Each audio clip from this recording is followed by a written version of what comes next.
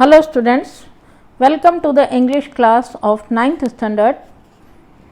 कुछ दिन पहले ही हमने यूनिट 5 रानी की वाव कंप्लीट किया था। ये एक ऐसा लेसन है जो कि गुजरात का एक हिस्टोरिकल प्लेस है, जिसके बारे में हमने इस लेसन में काफ़ी जानकारी प्राप्त करी थी। और आज हम स्टार्ट करते हैं इसकी वर्कबुक एक्सरसाइजेस। वही पैटर्न, फर्स्ट क्वेश्चन एक्सट्रैक्ट में से। फर्स्ट एक्सट्रैक्ट का फर्स्ट क्वेश्चन है, हु डिक्लेयर्ड रानी की वाव एन अप्रूव्ड साइट। इसका मतलब है कि रानी की वाव को एक मंजूरी जो मिली है, विश्व विरासत का जो दर्जा प्राप्त हुआ है, वो किसने दिया है।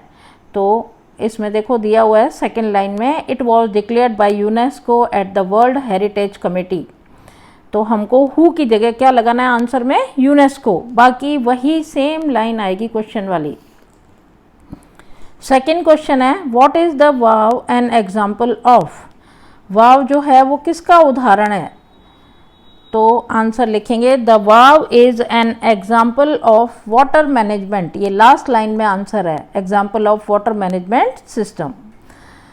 सेकेंड एक्सट्रैक्ट का फर्स्ट क्वेश्चन है, what is the vav a wonderful sample of. वाव जो है वो किसका अद्भुत नमूना है। इसका आंसर फर्स्ट लाइन में ही आपको सेकेंड एक्सट्रैक्ट के फर्स्ट लाइन में ही दिख रहा है, सिंगल स्ट्रक्चर तक। It is a wonderful sample of technological development for utilising ground water resources in a single structure. Next question है, what is the vav an illustration of. वाव जो है वो किसका उदाहरण है। ये भी कंटिन्यूएशन में जो सेकेंड लाइन है, देखो आपको जहाँ तक हमने पहले फर्स्ट का आंसर लिखा उसके बाद ही देखो, it is also a unique illustration of breaking large spaces into smaller volumes with artistic presentation. ये सेकंड का आंसर होगा। तो मतलब तीन लाइन में ही दो क्वेश्चंस के आंसर हैं, वो आपको समझकर लिखने हैं। थर्ड जो एक्सट्रैक्ट है उसका first question, to which dynasty did king Bhimdev belong. राजा भीमदेव जो थे वो कौन से वंश से संबंध रखते थे।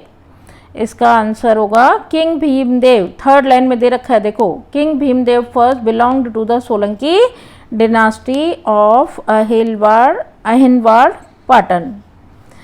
सेकेंड है, हु कंस्ट्रक्टेड द वाव। वाव किसने बनवाई।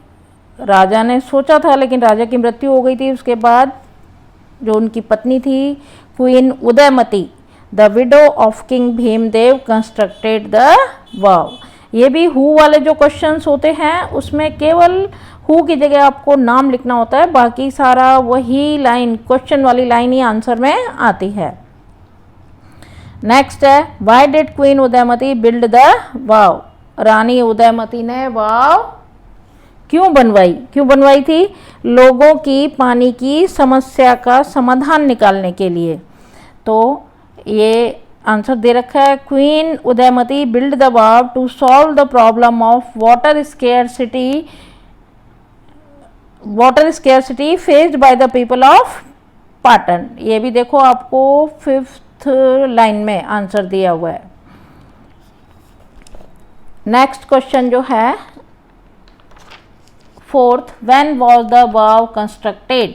वाव का निर्माण कब हुआ था। The vav was constructed between 1022 and 1063 AD। मतलब 1022 से लेके 1063 AD के बीच में वाव का निर्माण हुआ था। फोर्थ जो है एक्सट्रैक्ट, उसका फर्स्ट क्वेश्चन है, what is carved on the side walls of the वाव।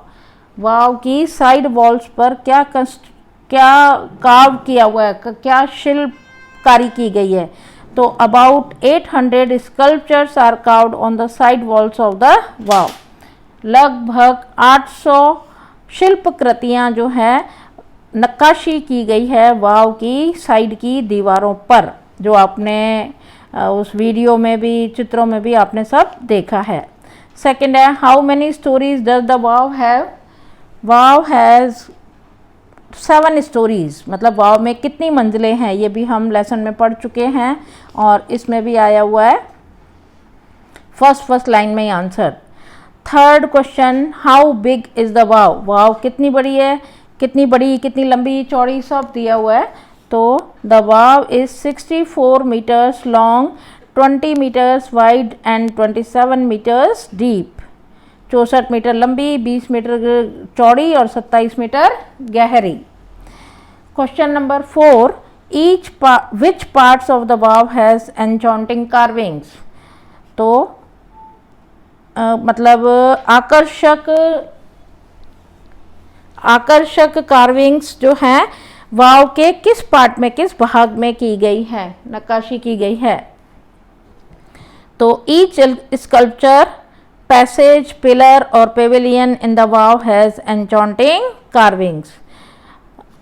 मतलब हर पैसेज में, पिलर्स पर, पेविलियन में, वाव के इन सब भागों में आकर्षक नक्काशियाँ की गई हैं, शिल्प कृतियाँ बना रखी हैं। और इस तरह से हमने 4 एक्सट्रैक्ट के क्वेश्चंस किए और आगे टोटल इसमें 11 हैं, आगे बाकी के 7 के आपको क्वेश्चंस करने हैं। और अब बाकी के जो हैं आप छोटे छोटे क्वेश्चंस होते हैं इनके आंसर्स आपको इसी पैराग्राफ में मिलेगा। आपको ऐसे बहुत ज़्यादा पूरा लेसन पढ़ने की ज़रूरत नहीं है, इन 4-5 लाइनों में होंगे तो ढूंढकर आप खुद प्रैक्टिस करेंगे इनका आंसर देने की, तभी आपको पता चलेगा। नेक्स्ट जो क्वेश्चन है वो है use the set of words in your own sentences. Words का सेट्स दे रखे हैं, उनको आप अपने ओन सेंटेंसेस में बनाओ। तो देखो ये हर लेसन में आ रहा है ये वाला क्वेश्चन, तो आपको ये अच्छे से अब समझ में आ गया होगा कि इन जो 2 शब्द दे रखे हैं दोनों शब्दों को हमको सेंटेंस में यूज करना है। जैसे फर्स्ट है डिक्लेयर और अट्रैक्टिव। डिक्लेयर माना घोषणा करना, अट्रैक्टिव का मतलब है आकर्षण। तो इसका हमने सेंटेंस बनाया, the management has declared attractive schemes for all the employees. Management ने अपने सब कार्य करने वालों के लिए अट्रैक्टिव माना आकर्षक स्कीम्स की घोषणा की है।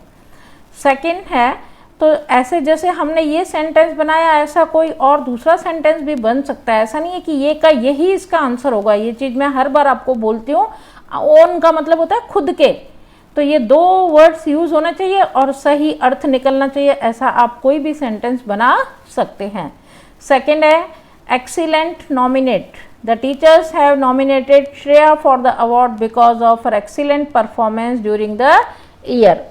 टीचर्स ने, एक्सीलेंट का मतलब है बहुत अच्छा और नॉमिनेट माना मनोनीत करना, तो टीचर्स ने श्रेया का नाम मनोनीत किया है क्योंकि पूरे साल में उसका परफॉर्मेंस बहुत ही अच्छा रहा।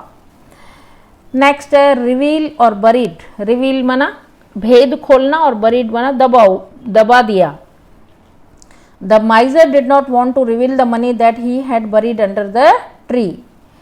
माइजर माना कंजूस व्यक्ति जो है वो इसका भेद नहीं खोलना चाहता था, जो पैसा उसने पेड़ के नीचे दबा दिया था उसके बारे में भेद नहीं खोलना चाहता था, मतलब किसी को बताना नहीं चाहता था। चौथा एप्रिसिएशन और यूनिक। एप्रिसिएशन का अर्थ होता है प्रशंसा और यूनिक माना विशिष्ट। The artist got a lot of appreciation for his unique style of painting. कलाकार को बहुत प्रशंसा मिली या बहुत प्रशंसा प्राप्त हुई उसके एक विशिष्ट पेंटिंग के नमूने के लिए, विशिष्ट प्रकार की पेंटिंग के लिए उसको बहुत प्रशंसा प्राप्त हुई। To face scarcity. To face का मतलब है सामना करना और स्कैरसिटी का अर्थ है कमी। जैसे अभी हमने क्वेश्चंस में किया था कि रानी उदयमती ने पाटन के लोगों के लिए पानी की कमी को दूर करने के लिए, उसका समाधान निकालने के लिए वाव बनवाई। तो people in villages always face A scarcity of water during the summer. गाँव में लोग जो हैं गर्मी की ऋतु में बहुत ज़्यादा पानी की कमी की समस्या का सामना करते हैं। नेक्स्ट क्वेश्चन है टू फोकस एक्सप्रेशन। फोकस माना ज़्यादा ध्यान देना और एक्सप्रेशन माना हाव भाव चेहरे के।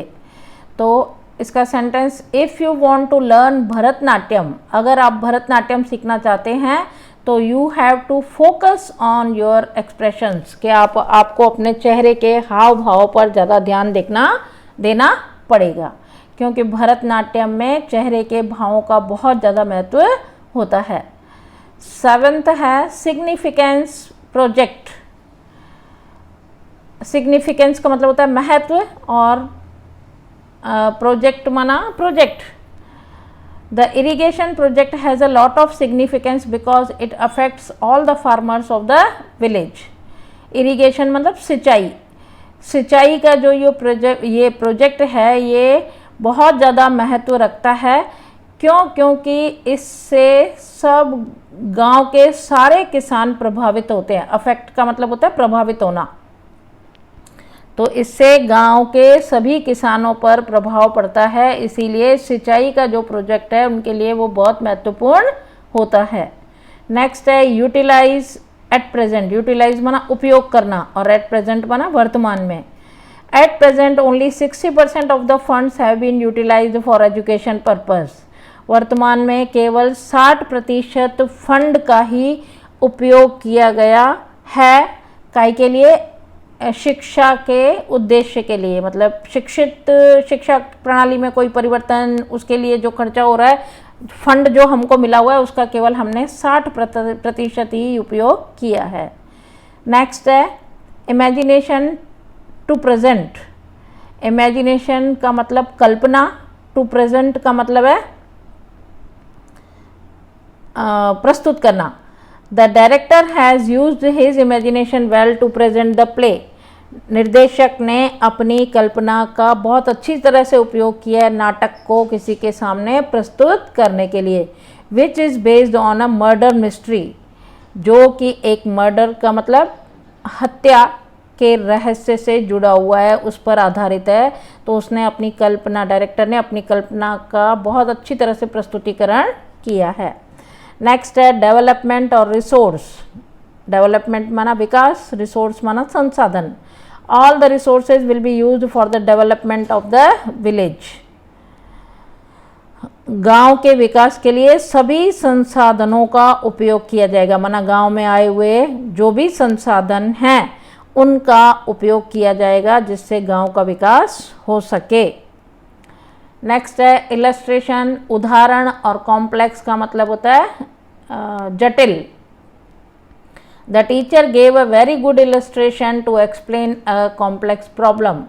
टीचर ने एक बहुत ही अच्छा उदाहरण दिया एक जटिल समस्या को समझाने के लिए, माना ऐसा उदाहरण दिया जिससे स्टूडेंट्स को वो जो प्रॉब्लम थी वो अच्छी तरह से समझ में आ गई।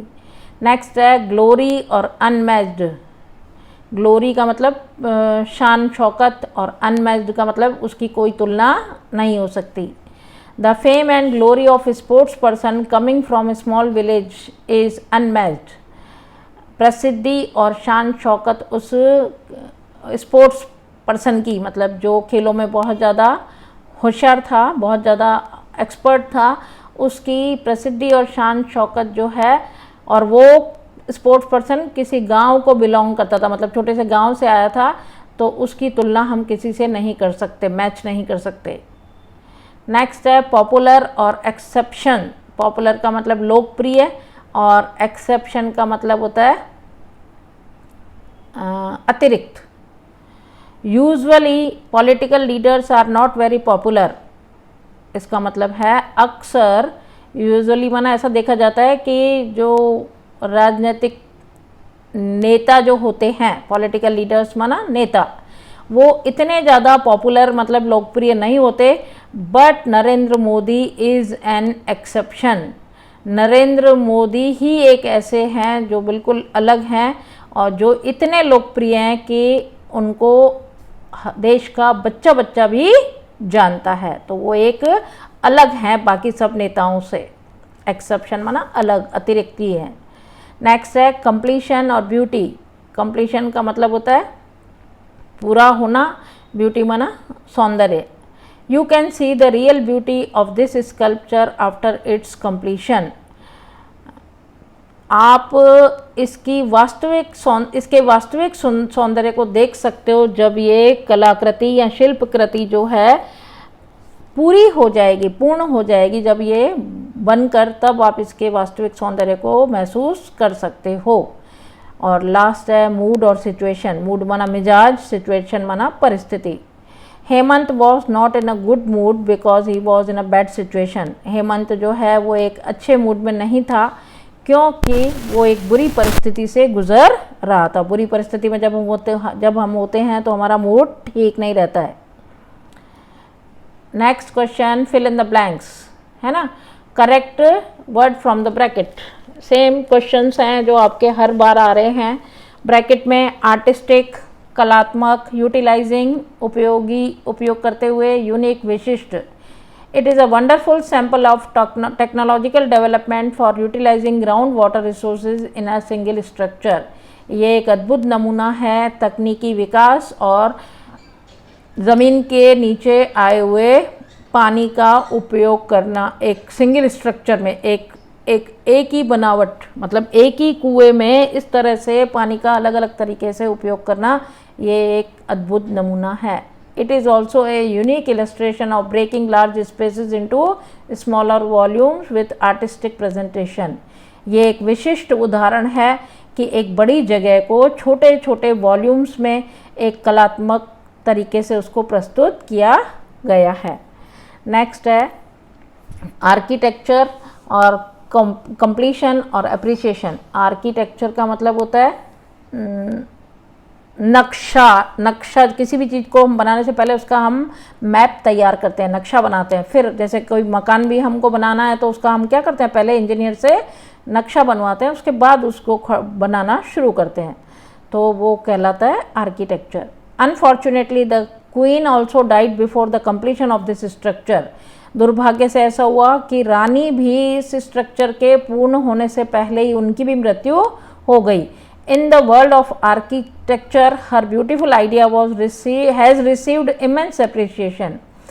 मतलब इस जो उसका नक्शा उसने तैयार करवाया था और उसका जो विचार उसके दिमाग में, रानी के दिमाग में आया था, उस विचार को और उसका जो मतलब योजना जो बनाई गई थी, उस योजना को बहुत ज़्यादा प्रशंसा प्राप्त हुई थी। थर्ड है एनग्रेव्ड, नैरो और एप्रिशिएट। एनग्रेव्ड माना खुदाई, नक्काशी की हुई, नैरो माना संकरा और एप्रिशिएट माना प्रशंसा करना। एप्रिशिएशन का मतलब प्रशंसा और एप्रिशिएट का मतलब प्रशंसा करना, वर्ब है ये। Each story has a narrow corridor for the visitors.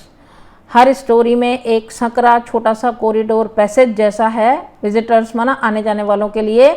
To appreciate the beauty of sculpture, वहाँ पे जो शिल्प कृतियाँ बनाई गई हैं उनको देखकर उनकी प्रशंसा करने के लिए। And carvings engraved on the walls, और दीवारों पर जो कलाकृतियाँ बनाई गई हैं उन पर भी, उनको भी देखकर प्रशंसा करने के लिए एक छोटा सा सकरा कॉरिडोर बनाया गया है। फोर्थ है मार्वल, एक्सेप्शन और स्प्लेंडेड। मार्वल का मतलब है नमूना, और एक्सेप्शन जैसे अभी अभी आया था नरेंद्र मोदी इज एक्सेप्शन का मतलब, एक्सेप्शन माना बिल्कुल अलग होना, स्प्लेंडेड माना आकर्षक। Even the pillars of the vav are not an exception to it, माना पिलर्स को भी छोड़ा नहीं गया है। वाव में जो आए हुए पिलर्स भी हैं उन पर भी ये नक्काशी करके शिल्प कृतियाँ बनाई गई हैं। They display splendid artistic marvel on stone, वो प्रस्तुत करती हैं एक आकर्षक कलात्मक नमूने, पत्थर पर भी कलात्मक आकर्षक नमूने प्रस्तुत करती हैं। वो दीवारें और पत्थर पर बनी हुई ये जो हैं वो पिलर्स और ये दीवारें सब ये नमूना प्रस्तुत करती हैं। नेक्स्ट है पोस्चर्स। पोस्चर्स माना जो मूर्ति का हम क्या कहते हैं, उनका बना हुआ तरीका, जैसे कोई सोए हुए, कोई खड़े हुए, कोई बैठे हुए, कोई डांस करते हुए, मतलब ऐसे होता है ना, उसको हम बोलते हैं पोस्चर। डेडिकेटेड समर्पित, और प्रेजेंट माना उसमें होना। In fact the vav is solely dedicated to Vishnu, वास्तव में जो ये वाव है वो पूरी तरह से विष्णु, भगवान विष्णु को ही समर्पित की गई है। One can find Vishnu in different shapes, कोई भी विष्णु को यहाँ पर अलग अलग आकार में देख सकता है। एंड पोस्चर्स, पोस्चर माना उनके खड़े रहने का तरीका, ये सब उसमें देख सकता है। Most of them present Vishnu in his 10 different avatars, अधिकांश जो कलाकृतियाँ हैं वो प्रस्तुत करती हैं विष्णु को उनके 10 अलग अलग अवतारों में प्रस्तुत करती हैं। सिक्स्थ नेक्स्ट है कंटेम्पोरेरी, इमेजिनेशन और रिवील। कंटेम्पोरेरी का मतलब होता है समकालीन, इमेजिनेशन कल्पना, और रिवील माना भेद खोलना। Some of the sculpture display contemporary life style, folk tales, animal and human instinct etc. Some of the sculptures मतलब कुछ जो शिल्प कृतियाँ हैं वो डिस्प्ले करती हैं, किसको डिस्प्ले करती हैं? कंटेम्पोरेरी लाइफ स्टाइल, मतलब उस समय में जो संस्कृति चल रही थी उसके साथ साथ समकालीन संस्कृति। लाइफ स्टाइल माना जीवन शैली, क्या कहना चाहिए, फॉक का मतलब, फॉक टेल्स का मतलब लोक कहानियाँ, एनिमल्स जानवरों को, और ह्यूमन इंस्टिंक्ट माना मनुष्य के भावनाओं को भी स्कल्पचर्स प्रस्तुत करती हैं। They reveal the artistic vision, they किसके लिए आया? स्कल्पचर्स के लिए। वो कलाकृतियाँ जो हैं वो बताती हैं किसके बारे में? Artistic vision. आर्टिस्टिक विजन माना कलात्मक नज़रिया या कलात्मक दृष्टि, and imagination of the sculptors, ये वर्ड अलग है। तो स्कल्प्टर्स का मतलब स्कल्पचर्स को बनाने वाले कहलाते हैं स्कल्प्टर्स। तो जो शिल्पकार थे उनकी कल्पना के बारे में, उनकी कलात्मक नज़रिए, उनकी कलात्मक दृष्टि के बारे में भी वो मूर्तियाँ भेद हमको बताती हैं कि उस समय के स्कल्प्टर्स कितने, मतलब उनकी नज़रिया, उनकी जो सोच थी, उनकी जो ये कल्पना शक्ति थी वो कितनी ज़्यादा थी, कितनी तेज़ थी।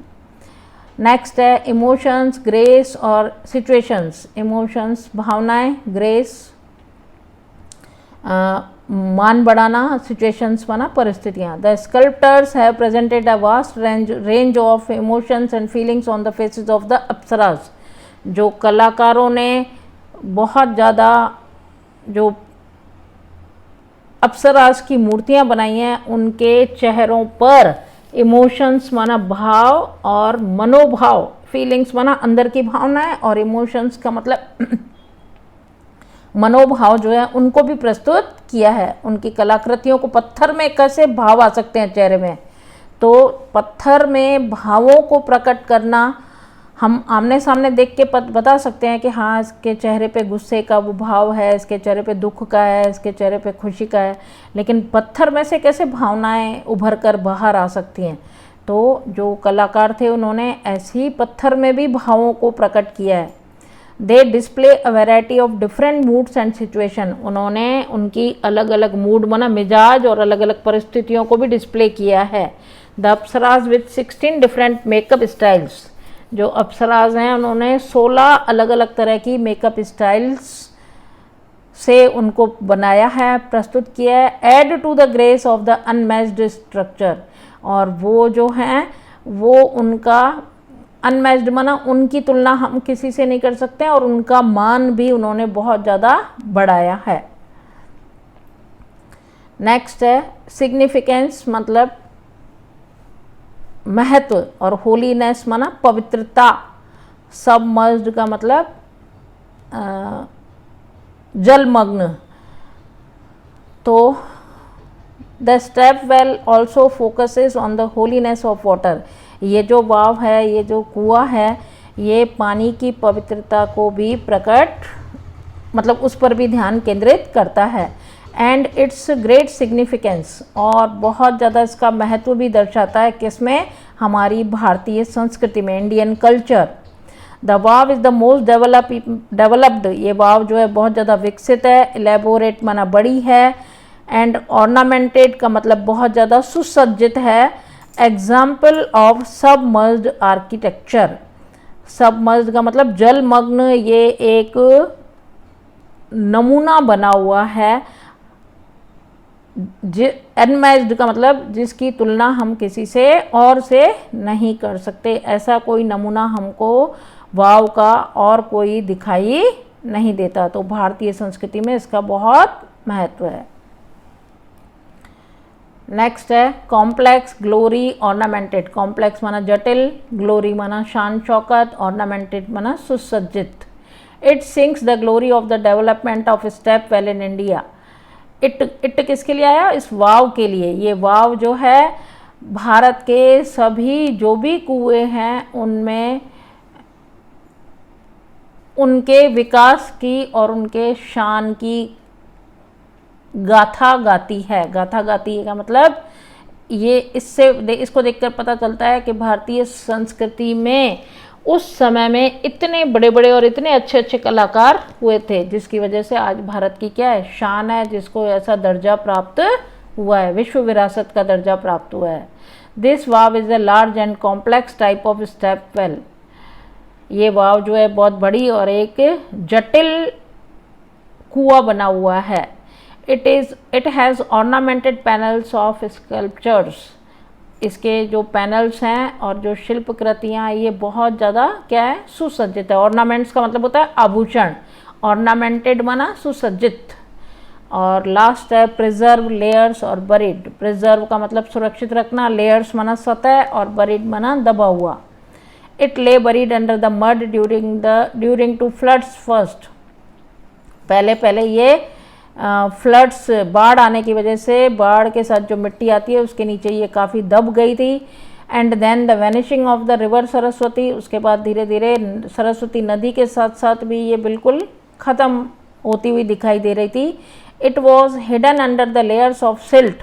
और ये छुप गई थी मिट्टी की सतहों के नीचे।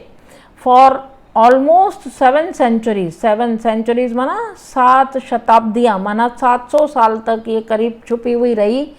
आधी से ज़्यादा छुप गई थी, इतना किसी को इसके बारे में ज़्यादा पता नहीं था। The archaeological survey of India took a great care to preserve this structure. पुरातत्व विभाग, भारत का जो पुरातत्व विभाग है उसने बहुत ज़्यादा मेहनत करी इस स्ट्रक्चर को, इस नमूने को सुरक्षित रखने में, और इसकी खुदाई करवा कर वापस जो नीचे मिट्टी के दब गया था उसको बाहर निकालवा के उन्होंने बहुत मेहनत करके और इसको विश्व विरासत का दर्जा दिलवाया। नेक्स्ट क्वेश्चन है correct the underline part and rewrite the paragraph. First है the sun temple at Modhera is a uniqueness structure, नहीं होगा यूनिक स्ट्रक्चर। ये यूनिक जो है विशेषण है, स्ट्रक्चर ये क्या है? स्ट्रक्चर माना सन टेम्पल के लिए स्ट्रक्चर यूज़ किया है। तो मोडेरा का जो सन टेम्पल है वो एक यूनिक विशिष्ट नमूना है, विशिष्ट बनावट है। नेक्स्ट है it is a magnify, magnify नहीं, मैग्नीफाई वर्ब बन जाता है, हमको क्या लगाना है? विशेषण, adjective. It is a magnificent example of intricate architect. Magnificent का मतलब है बहुत ही आकर्षक उदाहरण है ये। इसका किसके लिए बात हो रही है? ये मोडेरा का सूर्य मंदिर। नेक्स्ट है माय फ्रेंड गिव्स दे रखा है, gives me a book yesterday. जब पूरा सेंटेंस जब हम पढ़ रहे हैं तो इसमें यस्टरडे वर्ड यूज हुआ है। तो यस्टरडे क्या दर्शा रहा है?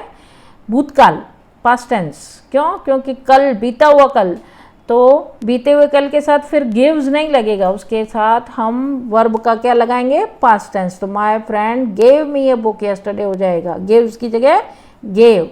आई वॉज रीडिंग नहीं, और इस सेंटेंस में I was reading it now. Now word जो है वो दर्शा रहा है मतलब अभी, अभी माना वर्तमान में, वर्तमान में और चालू वर्तमान काल। रीड में पीछे क्या लगा हुआ है? ING। तो चालू वर्तमान काल में जो हेल्पिंग वर्ब है वो वॉज नहीं आएगा, क्योंकि वॉज जो है वो भूतकाल की सहायक क्रिया है, पास्ट टेंस की हेल्पिंग वर्ब है, तो हमको क्या लगानी है, नाउ दिया हुआ है मीन्स प्रेजेंट टेंस, तो प्रेजेंट टेंस में हम सहायक क्रिया कौन सी लगाएंगे, एम रीडिंग, रीडिंग वो का वही रहेगा, वॉज की जगह एम हो जाएगा। I found it interesting they रखा है और ये बिल्कुल सही है, सिर्फ आपको कंफ्यूज करने के लिए दे दिया है, तो ये इंटरेस्टिंग का इंटरेस्टिंग ही रहेगा।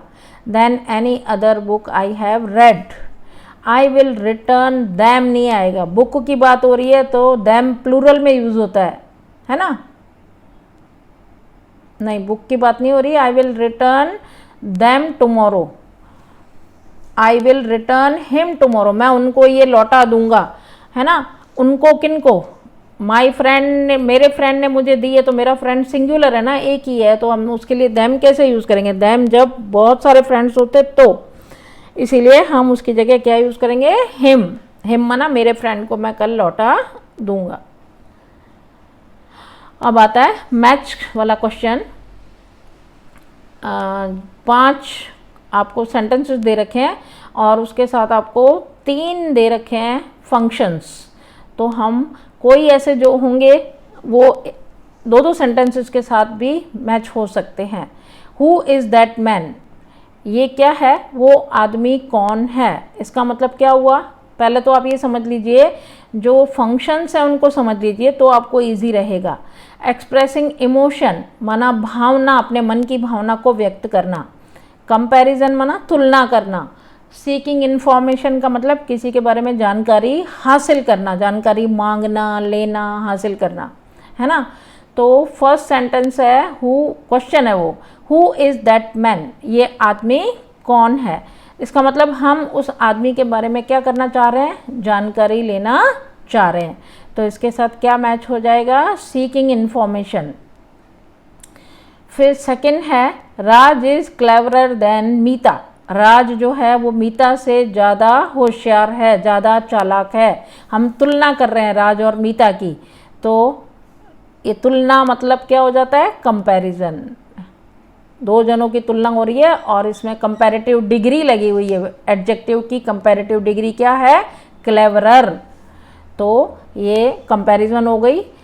थर्ड है हाउ वंडरफुल, कितना अद्भुत है, मतलब अगर वाव को हम देखें फर्स्ट टाइम तो हमको देखकर लगेगा क्या कि ये कितना अद्भुत है, तो हमारे अंदर की जो भावना है, आश्चर्य की भावना, वो बाहर आ रही है, हमारे फेस पे आश्चर्य दिखाई दे रहा है, तो वो आश्चर्य एक प्रकार का क्या है, इमोशन।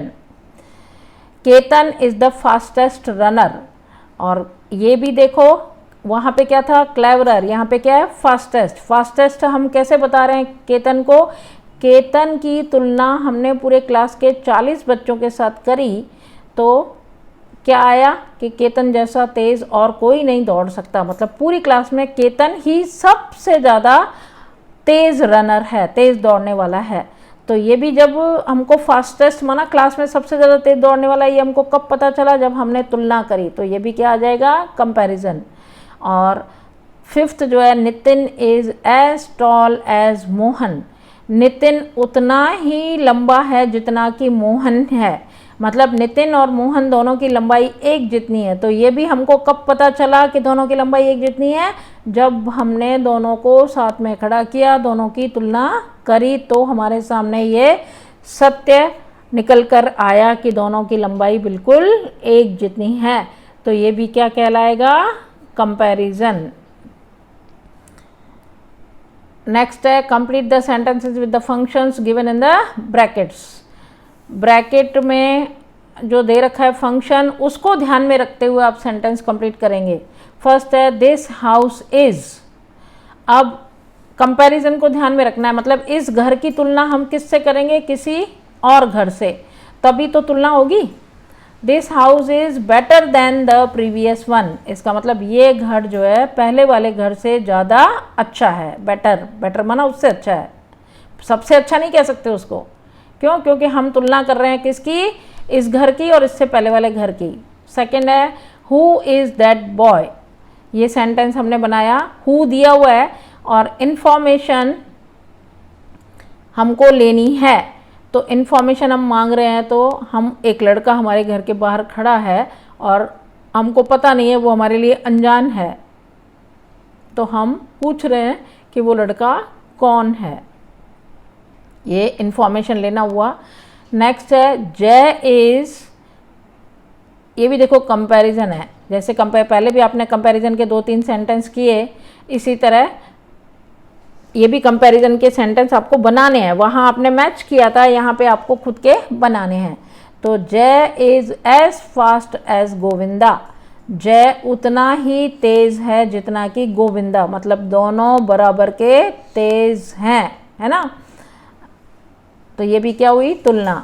फोर्थ है Umang is the most sincere student in the class. अब देखो तीनों तरह का हमने बनाया, ऊपर जो थी वो पहले घर की दूसरे घर से तुलना करी, फिर जय और गोविंदा की तुलना करी, तो इसमें क्या हुआ, समानता दिखी। ऊपर घर में पहले वाले घर से ये घर अच्छा है। तीसरे सेंटेंस में जब हमने तुलना करी तो दोनों समान दिखाई दिए, है ना, जय और गोविंदा। और जो फोर्थ है वो सेंटेंस में भी हम तुलना कर रहे हैं, लेकिन 2 से ज़्यादा जनों के बीच तुलना हो रही है, तो इसीलिए मोस्ट सिंसियर स्टूडेंट आ गया, सुपरलेटिव डिग्री लगी है इसमें। इसमें जो है एडजेक्टिव की, थर्ड वाले में एडजेक्टिव की पॉजिटिव डिग्री यूज़ हुई है, और जो फर्स्ट है उसमें कंपैरेटिव डिग्री यूज़ हुई है।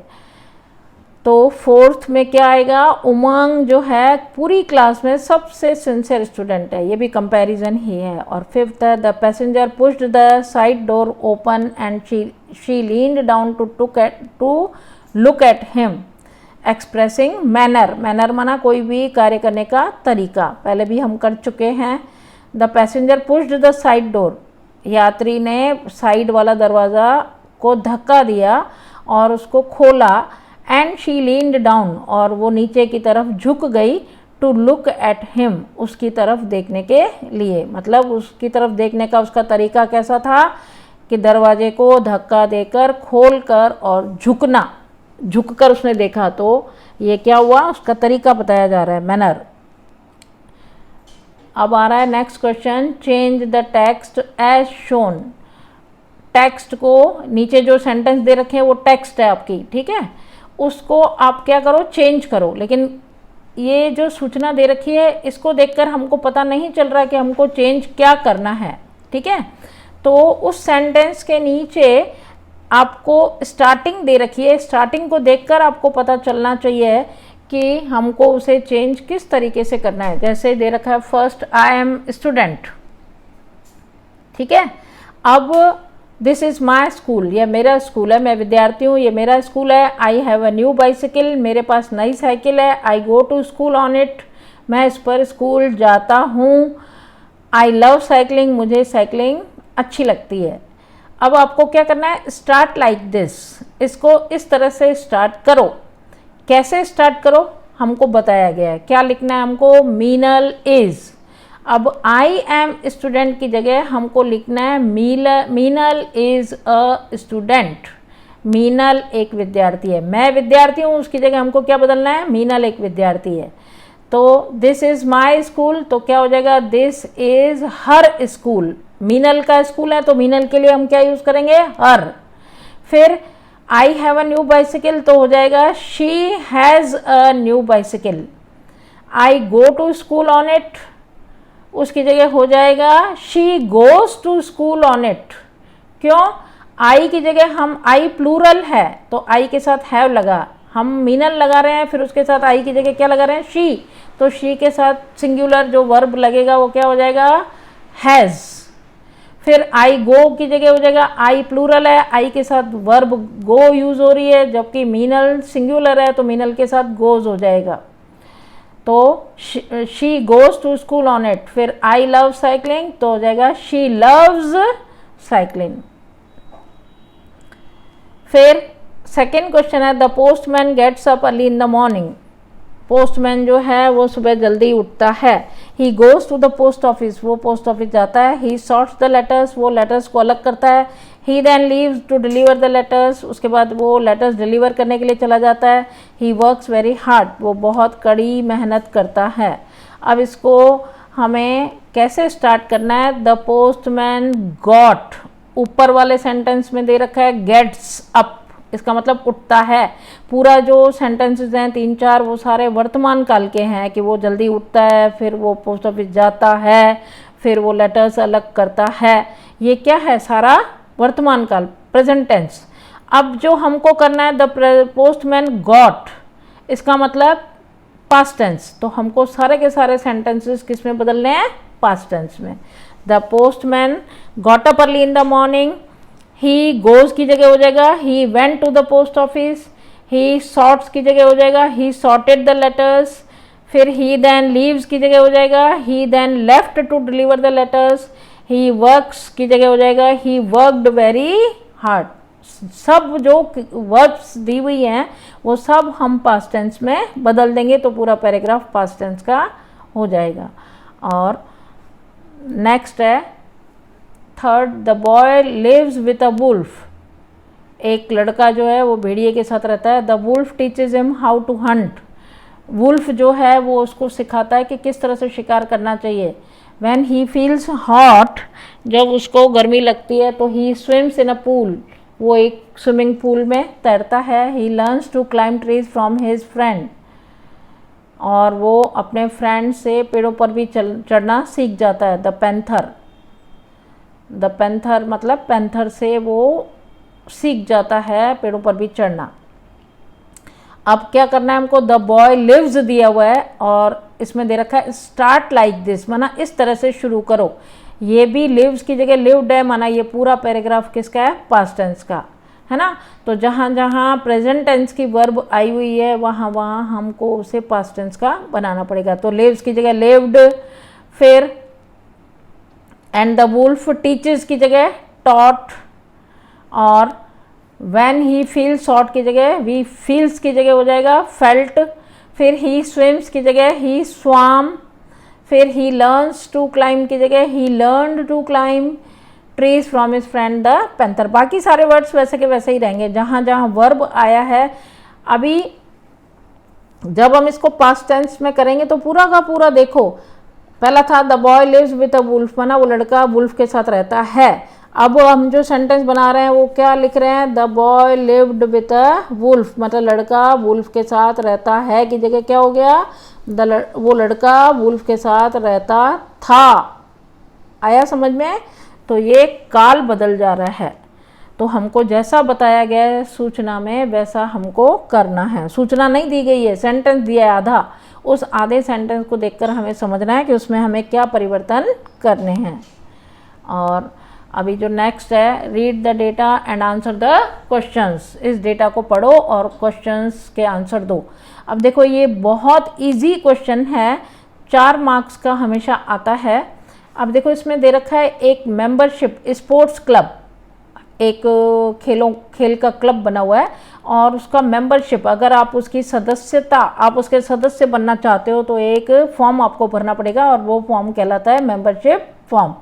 इसमें जो जानकारी दे रखी है उस जानकारी को हमें अपने माइंड में बिठाना है, और जब सारी जानकारी हमारे माइंड में बैठ जाएगी तो हमारे लिए क्वेश्चन के आंसर देना इजी हो जाएगा।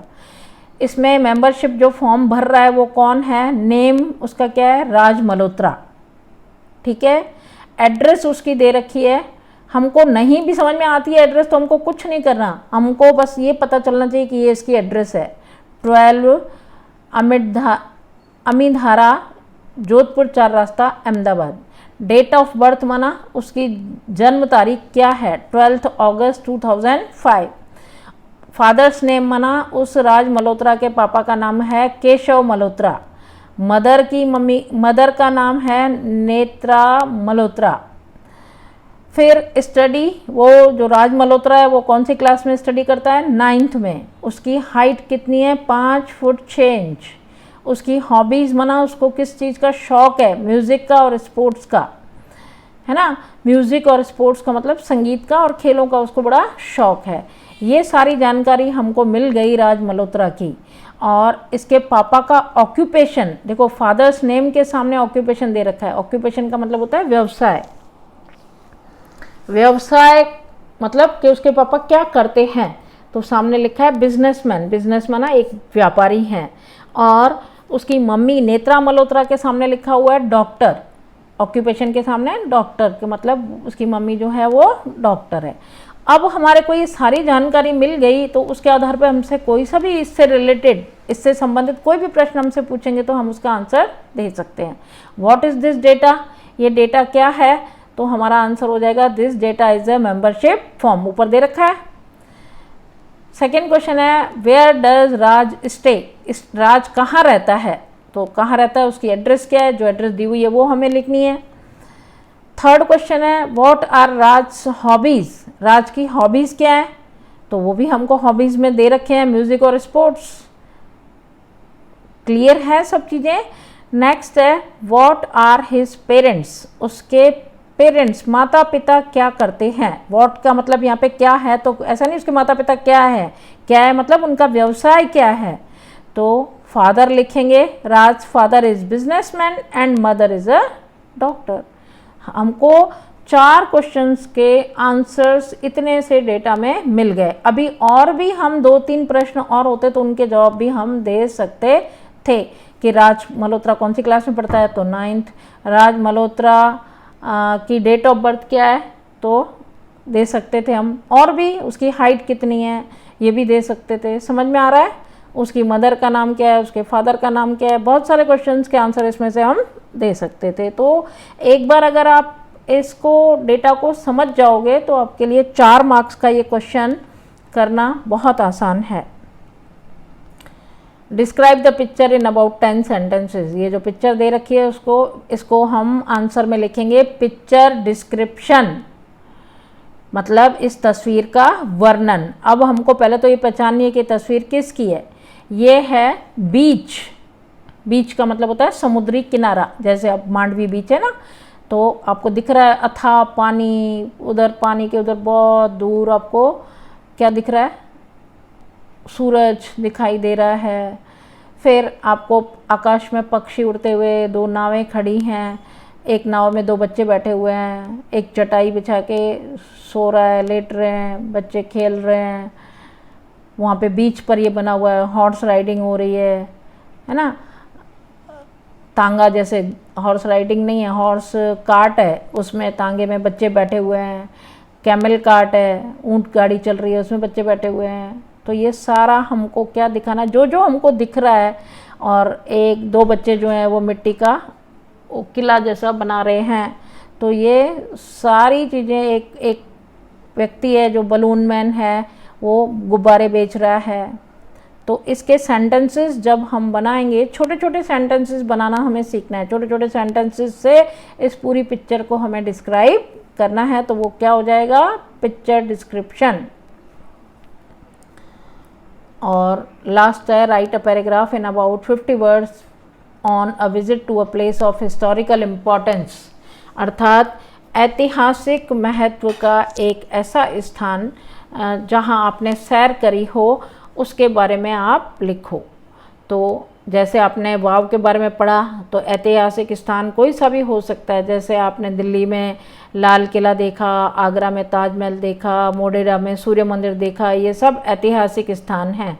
तो आपने कौन से स्थान को देखा है वो आप बताएंगे, उस जगह का नाम बताएंगे। व्हेन माना कब गए, विथ हुम माना किसके साथ गए, वेयर इट इज़ लोकेटेड माना वो स्थान कहाँ स्थित है, और हिस्ट्री ऑफ द प्लेस इसका मतलब है उस स्थान का इतिहास क्या है। मतलब जैसे ताजमहल का कुछ इतिहास तो है ना, कि वो किसने बनाया, कहाँ बनाया, कब बना, तो ये सारा इतिहास कहलाता है। व्हाट यू सॉ, आपने वहाँ क्या देखा, जो भी आपने प्लेस देखा है वहाँ क्या देखा, उससे आप क्या सीखे, आपने वहाँ जाकर कैसा महसूस किया। तो ये एक पैराग्राफ है जो कि आपको वर्कबुक में ही लिखना है। जो प्लेस भी आपने देखा हो उसके बारे में भी लिख सकते हैं, और नहीं देखा है तो आपने कहीं पढ़ा हो कोई हिस्टोरिकल प्लेस के बारे में, तो वो भी आप लिख सकते हो। तो ये आपको पैराग्राफ कंप्लीट करना है, और ये आपका यही वर्कबुक एक्सरसाइज ख़त्म होती है, और आपका ये चैप्टर यहीं कंप्लीट हो गया। और नेक्स्ट वीडियो लेक्चर में हम मिलते हैं, तब तक के लिए थैंक्स।